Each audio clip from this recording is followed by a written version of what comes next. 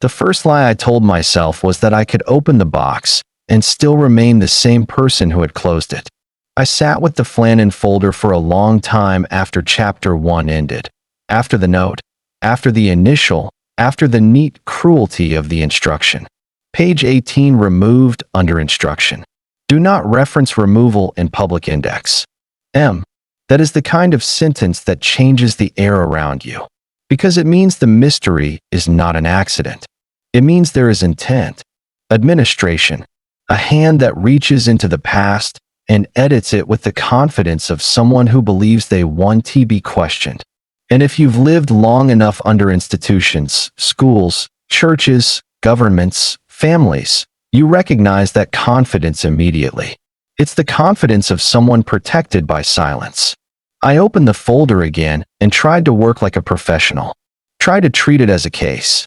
Tried to pretend my pulse wasn't answering the note like it had been addressed to my bloodstream.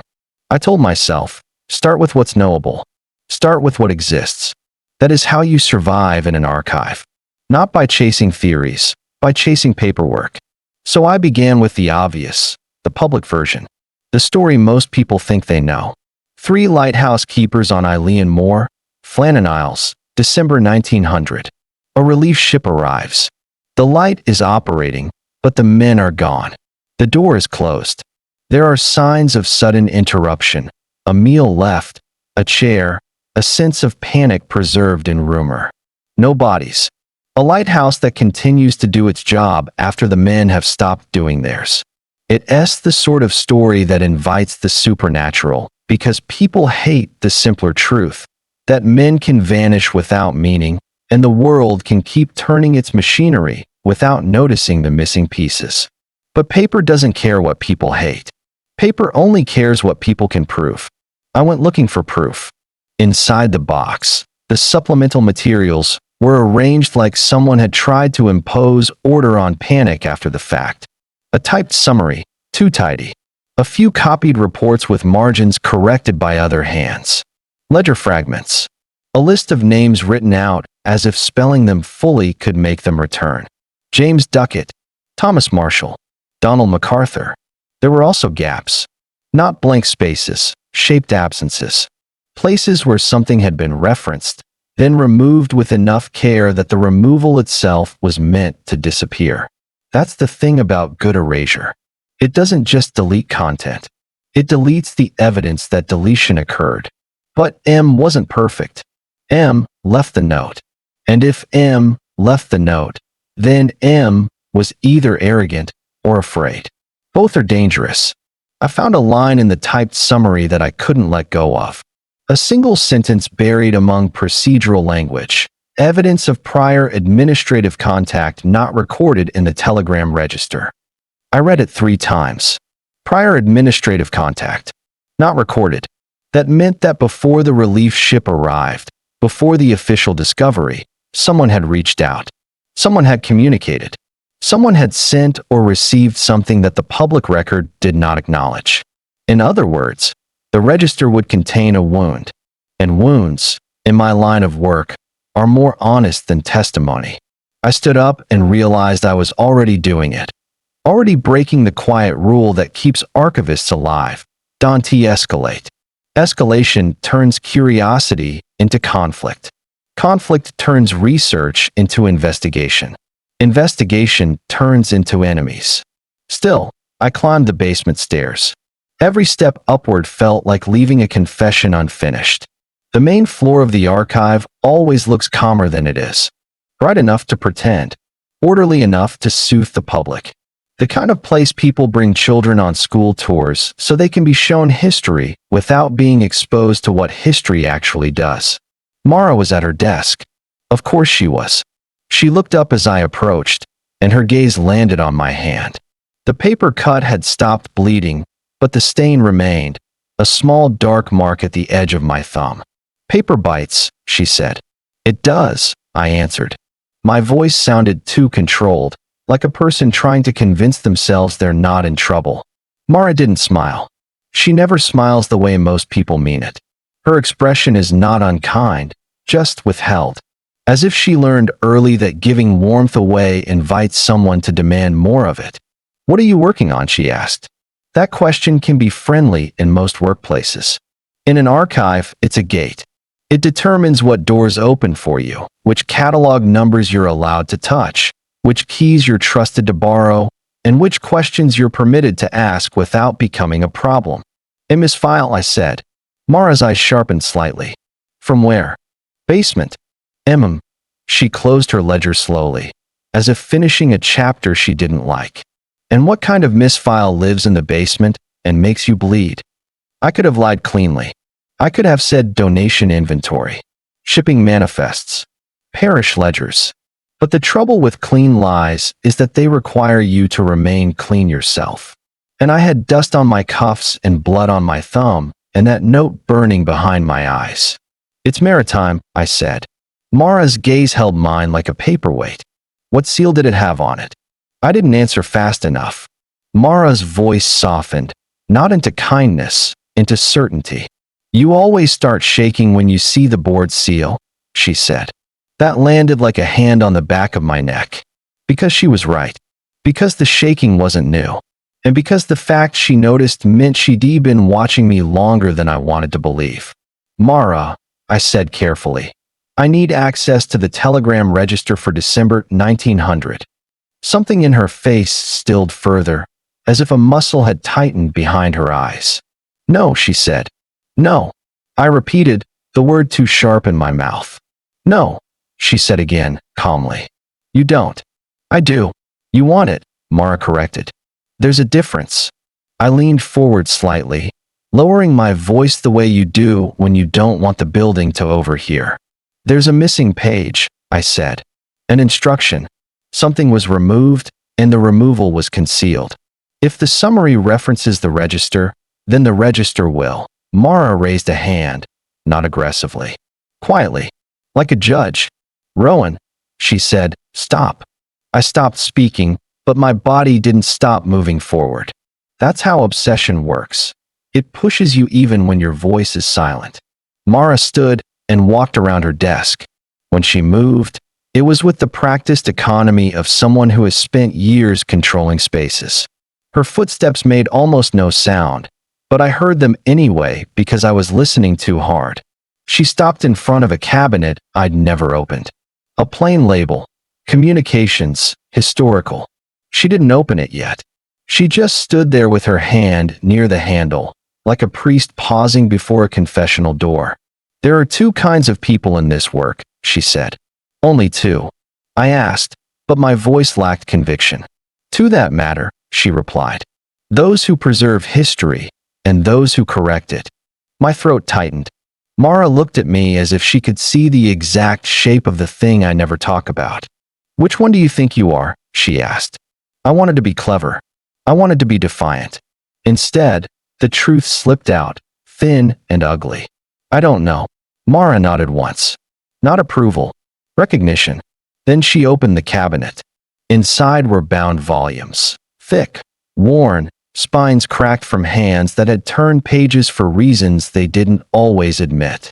She took one out and placed it on the table between us, the way you place something down when you want the impact to be heard. Telegram register, December 1900. She rested her fingers on the cover for a moment longer than necessary. "If you open this," she said, "you're not just reading." "Then what am I doing?" I asked. Mara's eyes met mine. "Choosing," she said. "And you don't get to choose only the part that makes you feel righteous." Her hand lifted away. An invitation. Or a trap. I opened the volume. The pages were thin and crowded with ink. Dates, times, senders, recipients, brief notations that pretended to be neutral. The kind of writing that looks innocent until you understand what it can hide. I flipped to the days before the relief ship reached Eilean Mòr.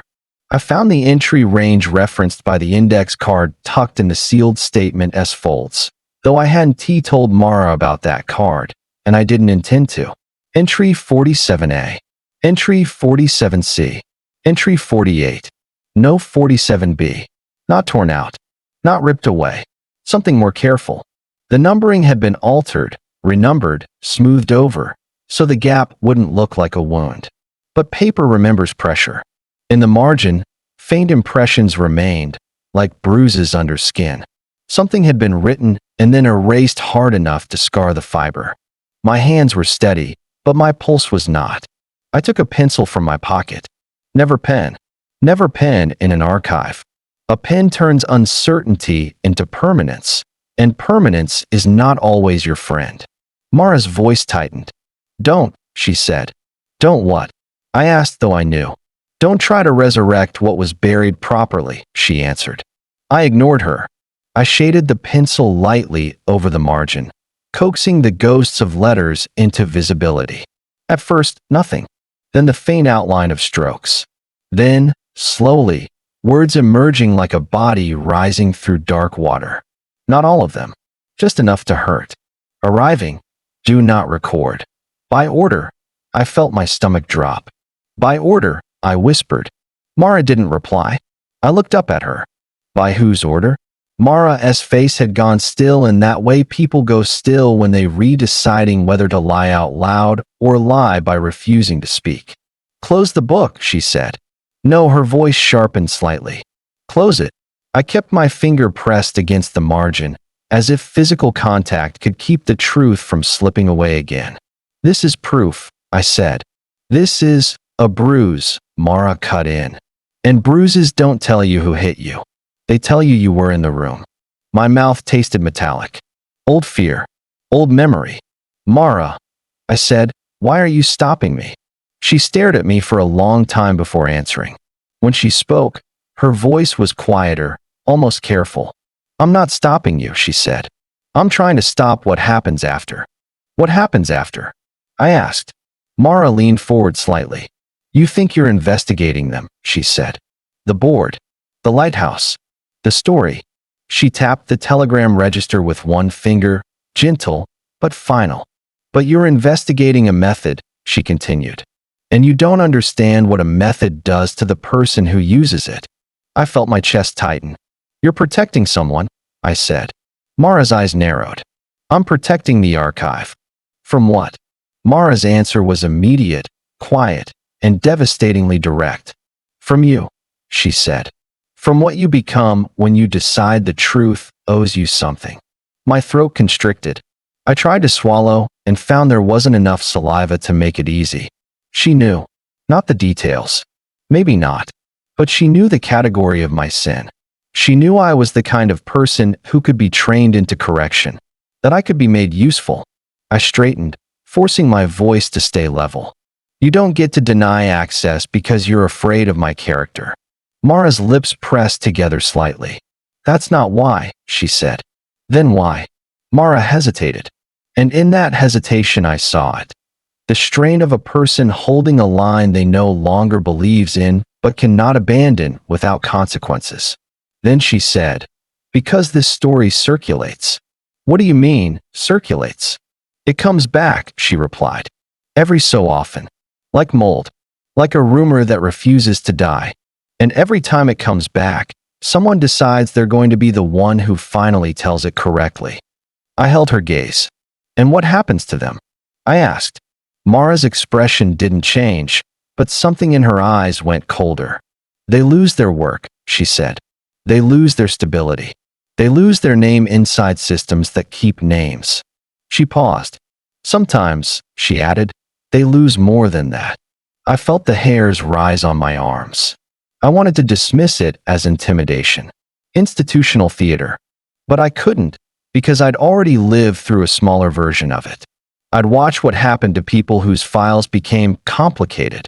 People who were slowly denied access, denied credibility, denied oxygen, until they either left or learned how to shut up. Mara watched my face as if reading a ledger entry written in muscle. Then she said something that made my stomach twist in a different way. I know why you're doing this, she said. I forced a dry laugh that fooled no one. Because it's my job. Mara shook her head once. No, she said. You're doing it because you want the Flannan men to have been taken. The words hit me hard enough that I felt dizzy for a moment. That's ridiculous, I said. Why would I want that? Mara's eyes stayed on mine, unblinking. Because if they were taken, she said. It means someone else is responsible. My voice came out thin. Responsible for what? Mara's reply was quiet, almost clinical. For the method, she said. For the erasure. For the way a system can make a disappearance look like weather. I couldn't breathe properly for a moment. Because I understood what she was accusing me of. Not murder. Worse. Participation. The kind of participation that can be framed as administration, as procedure, as keeping order. The kind of participation that lets you live with yourself until you can't. Mara stepped closer, lowering her voice. You think you invented the correction, she said. That you made one bad choice and it belongs to you. She looked at my thumb, at the dried blood. You were trained, she said. They trained you because you were good at it. I swallowed hard. Who trained me? Mara didn't answer directly. She didn't have to. Sometimes silence is a signature. She reached over and closed the telegram register with a soft thud, like a coffin lid that doesn't want to be dramatic. That's enough, she said. I stared at the closed volume. No, I said, and the word surprised me with how much anger it carried. Mara turned toward the cabinet. Go back to your desk, Rowan. I'm not finished. Mara paused with her back half turned, and for a moment, just a moment, her stillness looked like exhaustion. Then she said, You don't understand what you're asking for. I heard myself answer before I could soften it. Then help me understand, I said. Or stop pretending you're protecting me when you're really protecting them. Mara faced me again. Her expression hardened. You want something honest? She asked. Yes. All right, she said. Here's honest. She walked closer until she was near enough that I could smell the faint starch of her blouse, the faint dry scent of old paper that clings to everyone who lives too long among records. You keep thinking there is a single missing page that will explain everything, she said. Page 18. A neat piece of drama. A key. She tilted her head slightly. But what if page 18 doesn't explain the disappearance? She continued. What if it explains the response? My throat tightened. The response to what? Mara's voice dropped. To instruction, she said. To the kind of instruction men obey even when it terrifies them. I stood there, feeling the room compress. Then Mara stepped away and slid the register back into the cabinet. She shut the door, and the click of the lock sounded louder than it should have. You can't stop me, I said. Mara didn't argue. No, she said. I can't. She returned to her desk and sat down, opening her ledger as if dismissing me from the world of permitted questions. But before she lowered her eyes to the page, she added, almost as an afterthought, I can stop the archive from helping you. I left before she could see how hard that threat landed. Down the stairs again, into the basement's damp throat, back to the desk where the Flannan box waited with its quiet, patient violence. I told myself Mara's resistance didn't matter, that I could work without institutional permission, that paper doesn't care who reads it. That was my second lie, because paper cares very much who reads it. Or rather, people care, and people control the paper. I opened the Flannan folder and flipped through the contents with a new kind of urgency, hunting for anything that could substitute for the locked telegram register. If the archive wouldn't give me the missing message, maybe the file had left fingerprints somewhere else. That's when I noticed something I hadn't seen before, not a document, but a seam. The bottom of the box had a false layer of cardboard, like someone had reinforced it. I pressed down and felt the slight give of something not meant to be pressed. My pulse jumped. I slid my finger under the edge and lifted. The false bottom came up with a soft tear. Underneath was a thin envelope, unmarked, its flaps sealed not with glue, but with the kind of careful fold you make when you don tea-trust adhesives to hold secrets. Inside were two items. A narrow strip of cloth, oilskin fabric, stiff and salt-stained, pinned to a card like an insect specimen. And beneath it, a photograph. Old. Edges curled. The paper's surface faintly cracked, as if it had been handled too often by someone trying to decide whether to destroy it. I didn't look at the photograph right away. That might sound strange, But there are objects in an archive that feel like they carry consequences on their surface, like they're radioactive with implication. I read the card under the oilskin first. In neat cursive, recovered from landing point. Not entered as evidence. On the back, another line, colder. If asked, no garments recovered. My stomach turned. That wasn't rumor. That wasn't folklore. That was rehearsal. That was someone preparing a denial in advance. I set the card down and finally lifted the photograph. I turned it over. The lighthouse stood on the rock like a tooth. 3 men were visible, blurred by wind or age or both, standing near the entrance. And in the doorway behind them was a 4th shape. Not crisp enough to identify. Not clear enough to name. But clear enough to prove one thing with brutal simplicity. Someone had been there with them. Someone close enough to be in the frame. And on the back of the photograph, written in faded ink, Eilean Mòr, prior visit. Not an official timeline. I stared at the words until they stopped being letters and became a verdict. Prior visit. Not an official timeline. Which means the public story, the one about a relief ship arriving to find an empty lighthouse, was missing an entire chapter of its own. A chapter someone had tried to delete the way they deleted page 18. My hand tightened around the photo. I leaned closer, trying to make the 4th figure resolve into a face, into a uniform, into something I could accuse. The longer I stared, the less certain I became of what I saw. A coat, a shadow, a man turned sideways, a trick of light, and that uncertainty, my uncertainty, was almost worse than clarity, because it meant the archive could still win. It could still hide behind ambiguity. I lowered the photograph and listened to the basement. The lamp buzzed. The pipes settled. The building made its small animal noises. And under it all I thought I heard something else, faint and persistent, like distant surf pressing against stone, like the sea reminding me it has always been good at swallowing details. I looked down at the photograph again. Then I realized what Mòr meant. This wasn't just about the disappearance. It was about the response. About the cleanup, about the instruction, and about the kind of person who can be trained to follow it. If you're still with me, then you read close enough now that I need to say it plainly. The moment you see the 4th figure, you become the 5th. Because now you know there was someone else in the story, someone the official record refuses to admit. And once you know that, you've stepped into the part of the archive that doesn't preserve. It protects. I set the photograph on the desk beside the Flannan folder, and I felt something settle in my chest. Heavy, definite. Not certainty. Commitment. Because whatever M had done, whatever page 18 contained, the photograph proved one thing beyond argument. The Flannan Isles were edited.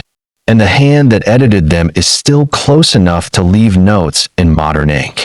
So tell me, before we go any further into the file, before we name anyone, before we pretend this is only history, when you find a record that has been deliberately rewritten, do you believe the rewrite was meant to hide a crime? Or do you believe it was meant to hide a truth that would make the world feel too fragile to trust? Either way, the next chapter is where we stop treating Flannan like a legend and start treating it like a system. And systems don't erase for fun. They erase for a reason. They erase for someone. I picked up the photograph one more time and stared at the 4th figure until my eyes burned. Then I did something I hadn't done yet. I flipped the photo back over. Beneath the faded ink, barely visible, was a 2nd mark, pressed hard enough into the paper that it had left a shallow impression. A stamp, not fully inked, just the shape. A circular crest. A ring of letters I knew too well. The board seal. And inside it, a tiny handwritten notation that looked like a catalog reference. Except it wasn't one I recognized. It was a private code. The kind used for things that aren't meant to be found twice. I whispered it aloud, tasting the numbers like a threat. And somewhere upstairs, a floorboard creaked, slow, deliberate, as if the building itself had shifted its weight to listen. That's where chapter 2 ends. With a photograph that shouldn't exist, a 4th figure that refuses to become a name, and the unmistakable feeling that the archive is no longer a place I'm searching. It's a place that has started searching back. I put the telegram register back the way I found it, but the gap didn't go back with it. Entry 47B wasn't missing the way paper goes missing in storms. It was missing the way people go missing in institutions, quietly, cleanly, renumbered until absence looks like clerical order. And then there was the photograph. 3 men at the lighthouse door, and a fourth shape in the doorway behind them, blurred enough to deny, clear enough to haunt. That's the moment I understood what Mara was really saying when she told me to close the book. Not stop reading. Stop becoming a problem the system has to solve. Because once you see a gap like that, the archive doesn't just sit there and wait for you to finish. It responds. In Chapter 3, the file will be gone from where I left it, because someone will have been inside my desk before I return. Doors that used to open will start refusing me. Colleagues will start looking away. And the only way forward will be the oldest way. Finding truth in the echoes, the copies, the margins, the receipts that contradict the official count. So here's what I want you to hold in your mind before you move on. If someone was arriving, and someone ordered it not to be recorded, who, exactly, was the visit really for? Chapter 3 begins the moment the archive starts moving back.